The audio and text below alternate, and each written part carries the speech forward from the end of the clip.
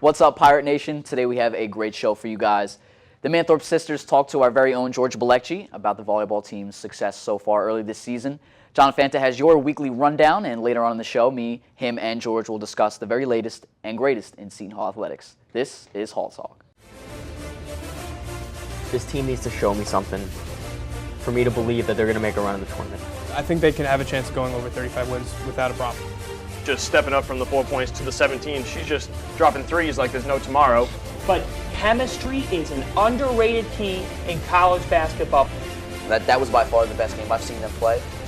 This is Hall Talk, and that's how the chalk talks.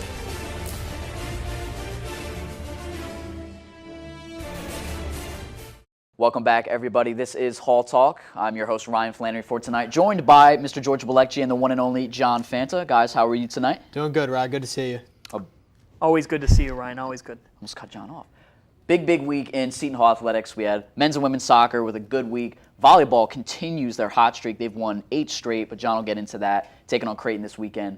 And cross country goes off tomorrow. My guys go off tomorrow. I'm excited about that in the Metropolitan Championships. But we're going to send it off to the one and only Jonathan Fanta. He has your weekly rundown and the best of Seton Hall athletics. John, take it away. We begin the rundown with volleyball, where the Pirates have gotten off to an incredible start, one that even the team is surprised by in some respects, but it's been Shelbey and Stacey Manthorpe. I mean, you want to talk about igniting beast mode. Shelbey Manthorpe has been just that for Seton Hall volleyball. 2 straight weeks as a Big East Offensive Player of the Week. She's been honored by the conference in 3 straight weeks. Shelbey making the most of her senior season. That's why George Balekji talked to her this week on Hall Talk. The Pirates will host Creighton on Friday night at Walsh Gym. The match time is set for 7 o'clock. And, of course, both teams are 5-0 in the Big East. Creighton led by Leah McNary, Kelly Browning, a really good group. But the Pirates' versatility has been very good. In men's soccer, Seton Hall, well, the German sensation came up big. In the 87th minute, Sam Geiler delivered a PK to lift the Pirates 1-0 over Columbia on Wednesday night. Little flair for the dramatic the German has, and he delivered in the clutch. Women's soccer, we look at the Pirates, and they were able to get a point last weekend against Creighton, earning a 1-1 tie as the Pirates were led by Amanda Gully, who delivered a big goal for them in the 54th minute. Goals have been thin for Seton Hall, but they were able to get a point, and now look to get 3 on Sunday at 1 o'clock against the Xavier team that has not won since September 7th. Yeah, that's a drought. So the Pirates are going to face the Musketeers looking to get some more points in the Big East standings. They are currently 9th in the Big East. They badly need a win this weekend. And finally, we look at the runners who head to the Bronx looking for some big things. That's right, Seton Hall cross country will head to the Metropolitan Championships. They're going to be looking for a big showing as the Pirates women's side led by Christiana Rakowski, who has been fantastic as a freshman. Mary Migton also leading them. And on the men's side, a lot of versatility out of this team, and the Pirates are going to be looking for some big things. Victor Ritchie had a good showing last year in the Bronx, as did Ryan Flannery. They're looking to give a little bit of a replica performance and try to do the same in the Bronx on Friday. That's your weekly rundown here on Hall Talk. I'm John Fanta. All right, John, thank you very much. An excellent rundown and a lot to look forward to in the coming weeks here at Seton Hall. So, guys, we're going to jump right into the soccer teams here at Seton Hall. Talk about the men, talk about the women, and we'll start with the women's side, a side that's struggled to score all season long. They play defense. They play great defense at that. They're number 1 in the Big East, but they're just struggling to score, George. I mean, I'll hand it off to you first. Rick Staten in his first year, we know it's got to be tough to get off to a great start in your first year. There could be some chemistry issues. A lot of youth on this team as well. They lost a lot of senior leadership last year, but again, they play great defense, but they can't score. How do they make up for it? And right you are there, losing Ashley Clark to graduation. She's with the Boston Breakers now. You didn't think the offense would take that big of a hit. When you tie back-to-back games, double overtime 0-0, you know you have a drought on offense, especially when they keep letting up these early goals. Just most recently to Providence, they let up 2 goals in the first 5 minutes. They can't dig themselves out of these holes. They do have a good back core, especially led by Melissa Blevins. But what Rick Staten is saying, defense wins championships, but when you need it, you got to have that goal score. This team is struggling to find that. I don't see the solution being found this season, but that's where Rick Staten, it's his first season. Calm down. It's just the program, it's not won overnight. Rome wasn't built in a day. You go in, you recruit, you get the attacks up front, you keep developing the backside of that team. And you work on the goalkeeping, and you got to make sure that you can back up this defense who keeps the teams in the game all along. John, what do you think? I mean, what's the message that Rick Staten has to deliver to his girls the rest of the way? Because Big East play is coming towards the middle of the slate of the schedule. So what is his message to the girls? The message is to fight, and this team has developed a whole new culture and a whole new attitude. And I think that that's the one thing that Rick Staten has brought in. While the Pirates' talent has been lacking in terms of their offensive capabilities, the one thing that Staten's brought in that I don't think has been typical of Seton Hall women's soccer is an identity. It's definitely a team that now is much more cohesive than I've seen it. So Staten has brought that in his first season. That's impressed me.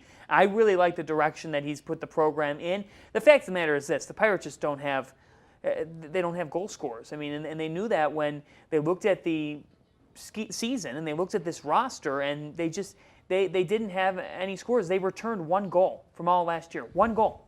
That's it. And that was Sarah Cortez. Exactly. And she's been hurt. So she's had her own injury issues and started the season hurt and has not gotten a ton of time because of that. And the Pirates have been missing Kathy Chikuka, who was the first freshman to receive Big East honors since 1999 last season. And this year, she started out the season injured. They've tried to work her back in.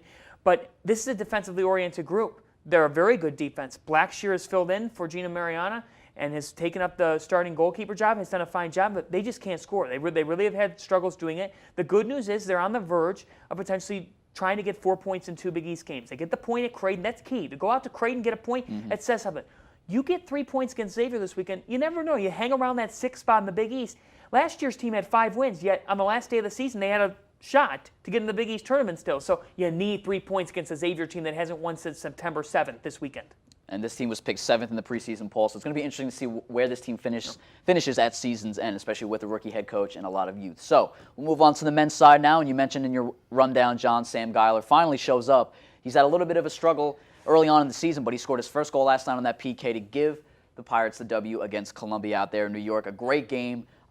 Let's talk about the men's side, though. I mean, this team, they can score, but their defense that they had last season just isn't showing up. John, what do you think? Yeah, and here's the thing about Geiler and his defense. Every defense that he faces now knows Sam Geiler, so they're going to go after him. They're going to try to exploit him. They don't know Kai Green. They don't know Victor Manosalvas as well because those guys have either been banged up or Kai's been overshadowed previously by George Velasquez and Max Garcia. No longer because those two have been fantastic. Victor is in the top 5 in scoring in the conference, and Kai's not far behind. So these two have formed to be a dynamic duo. The Pirates been able to score, and they had their first 2 straight shutouts for the first time since 2010. They had 2 straight shutouts for the first time in 4 years. That says a lot about the team. But at the same time, it's still self-inflicted errors. It's still, you go to Columbia, you're facing a team that really, I look at it, you're flat out better than on paper. It looked as if Jerson Etcheverry was going to play some reserves. Didn't exactly get that opportunity to do so in goal, at least. And as a result, he had to start Julian Spindler, who put up a nice effort and now has 4 shutouts this season. But the Pirates are having to do too much to beat a Columbia team. 1-0 in the 87th minute, that's too much. And this team, George, it still seems like Seton Hall men's soccer, it's a process. It's a day-by-day process. They've got to clean themselves up just with sloppiness, just with the efficiency. They lack that. And I agree with you there. When you have Kai Green scoring 4 goals so far on the season, Victor Manosalvas with 5, Sam Geiler with his 1. After that, there's a drop-off in scoring. Yeah. I think it's about time everyone wakes up and realizes that Manosalvas, he's the real deal. At the beginning of every season, you see what the players do in the offseason. He was with the New York Red Bulls under-23 team, led them with 12 goals. He was one of the most outstanding players in the nation at that level, and now it's showing up in play. True. But you're right there. It's funny where you have the women's team, all defense, no offense. And the men's. The men's team, all offense, no defense. And sometimes not all offense. Yeah, and the men's team has to pay attention to the women's team because if a goal scorer goes down due to injury, we hope not. But if Kai Green or Manosalvas, all of a sudden, you don't have them on a day-to-day basis, just as, I mean, she's only a sophomore, but the women's team lost Sarah Cortez. You're going to have big problems there. Right, but going into the Creighton game last Saturday, the Pirates lost 3-2 men's soccer.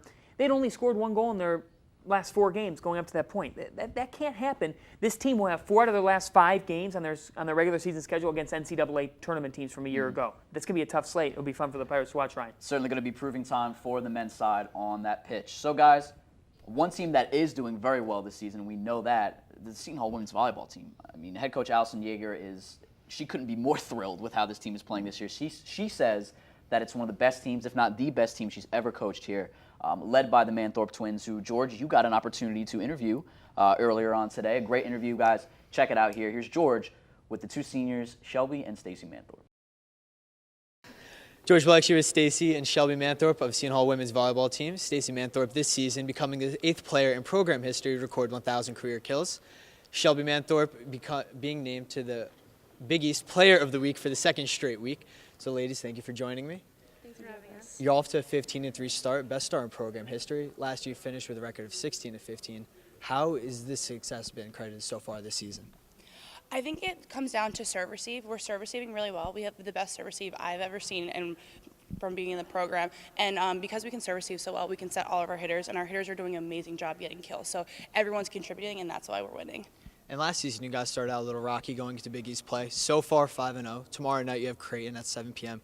here in Walsh Gymnasium. What is it like to play in Walsh? You're 8-1 at home. When the crowd gets into it, you guys are on a winning streak, and that's for sure. What is better than to have crowd behind your back? I don't think there's anything better. Our crowd has been really good, and our fans have been very supportive the whole time. Even if we're winning or losing, they're still behind our back, so we always know that we have that support. So it's very awesome. Now, this year, of course, you guys are seniors. When you came in as freshmen, you had Elisa Warren to lead the way, kind of take you under her wing. This year, you have the young libero and Tessa Fournier. So what is it like for you guys to lead her? We're not really leading her. She's doing a really great job. I mean, we helped her a little bit last year, but ever since Elisa left in the spring, she's really taking the time to be a leader herself, and she's doing a really good job. She's getting better every day, and she's doing an amazing job. She's second in the Big East in digs, and I think she'll be in first very soon. And, of course, you're coming up. The rest of your schedule is all Big East, except for LIU Brooklyn. What game are you guys most looking forward to? Well, first, we're going to look forward to Creighton, 7 p.m. on Friday. We really need some fans, so we're hoping that the fans will be behind us. We're both 5-0 in Big East right now, so we really want to get that win and show everyone at Seton Hall and in the Big East that we're contenders and shouldn't be taken lightly, and we're not underdogs anymore. So that's our big game right now. And then moving forward, definitely Marquette, because they're our big rivals, and we always show up to play against Marquette. So what's it like between you guys since your 4 years here? How's it been with Marquette? Good record against them, or? Not a great record, but it's always very competitive, and it's always down to the wire, which is good. And I think this year we have a really good chance of, surprising them. So we'll see. Of course, this year you guys have an unbelievable year, so why not beat Marquette this year as well? Hopefully come out on top. Thank you for joining me very much. I appreciate it. Thank you for having us. This is George Balekji with Shelbey and Stacey Manthorpe for this week's Senior Spotlight. All right, guys, so there you go. That was your senior spotlight of the Manthorpe twins, who have been dominating this season and leading the Seton Hall women's volleyball team to a much successful early on regular season. They're tied for number one in the Big East, as John mentioned before. This team, it just seems like they've gotten a spark, and they've just ran with it so far. George, I mean, what do you think? We've never seen this much success from the volleyball team. Catching up with the Manthorpe twins, the chemistry you see between the two of them, both 4-year starts in high school, both 2-year captains. Since freshman year, they've been all academic Big East as well, and they're always second or first team Big East as well. They have so much chemistry between the two of them. Stacey and Shelbey told me that Stacey knows where Shelbey will be to set her the ball. They just have that instinct. It's twin telepathy. Yeah, you can say twin telepathy. You can say the chemistry, even if they weren't twins. Right. They have that chemistry that is just an unfair advantage to their opponents. They're 8-1 at home, and they said themselves, when Walsh Gym is packed, when the fans are there, they're up big, and they're making the big plays happen. There's just nothing better than that. Yeah. And they're 5-0 in Big East play. And like Stacey said, the biggest part that they're looking forward to Creighton is the fact that they're 5-0 too. And she said they still have that chip on their shoulder that people don't think they're the real deal. They're 15-3, but people still see them as that last year squad of 16-15. Mm-hmm. They want to prove a point that they could take control of the Big East. They beat number 5, they beat number 4, they beat number 3 all in successive weeks. Now they have number 1. They have to go and show up. And they always credit the surrounding players around them. They have a great surrounding cast. They have the great senior leadership. They have the great chemistry. This team is something special. They're big, and I can't wait for Friday. All right, now we've reached the part in the show where we talk about a controversial topic in collegiate sports, and this time it has something to do with Seton Hall. It's very close to home. Deja Simmons, former Alabama graduate student, wanted to play her college ball, her final year of college ball here, close to home at Seton Hall, while she was taking care of her sick brother and mother. But Alabama decided they didn't want her to do that just because, well, for spite, really. John Fanta has the rest in his classic Fanta Rant. John, tell him why you're mad. Well, the priority for the NCAA is supposed to be to take care of its student athletes. It wasn't in this case, at least down in Tuscaloosa, Alabama, where Christy Curry, the head women's basketball coach of the Crimson Tide, and the rest of the Alabama athletic department decided to say, no, Deja, we don't care about you. We could care less about you. You didn't give us ample time to get a replacement for you. That's what they said at first back in June. And then they said last week it was a closed matter. Closed matter? Well, then why now have you come back on your original word? Oh, that's why, because the administration got involved. Administration, which actually was able to unravel the so-called rolling tide. And now, Daisha Simmons is at Seton Hall and will be immediately eligible. Now, you could talk about Daisha Simmons and how she has sick family and how that should be the priority over basketball, and why would she be playing basketball when she has sick family? But that's all nonsense when it comes to this situation. Let's look back at it. It's a player transferring, and Alabama was giving reasons that they didn't get ample time to replace her.